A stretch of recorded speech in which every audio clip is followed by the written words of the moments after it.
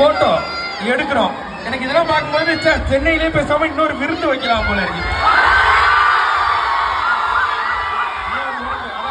சீக்கிரமா பண்ணணும். நம்ம 4 மில்லியனுக்கு விருது வைக்கல, ஆக்சுவலா வச்சிருக்கணும்.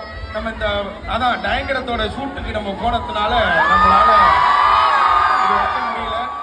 டயங்கரம் இன்னும் ஒரு 7-8 நாள் ஷூட் இருக்கு. எனக்கு ஃபைட் எல்லாம் இருக்கிறது இல்ல, ஃபைட் பண்றேன். அதுக்காக என்ன வந்து இப்ப இந்த பீச்ல எல்லாம் கம்பியில எல்லாம் இதுல எல்லாம் நடக்க விட்டு இதெல்லாம் பண்ணுவாங்களே, அதெல்லாம் பிராக்டிஸ் போய் நிக்குது.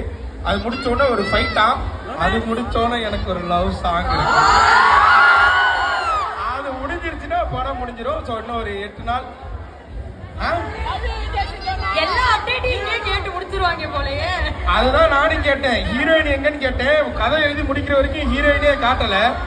கடைசியா அர்ஷத் கானை கொண்டு வந்துச்சு, இதான் ஹீரோயின் நாங்க. அதனால இப்ப எனக்கு படத்துல ஒரு ஹீரோயின் கிடையாது.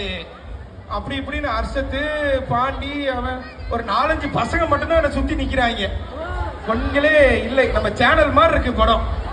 நம்ம சேனல் உங்களுக்கு, நம்ம வீடியோ உங்களுக்கு பிடிச்சிச்சுன்னா கண்டிப்பா இந்த டயங்கரம் படமும் உங்களுக்கு பிடிக்கும்.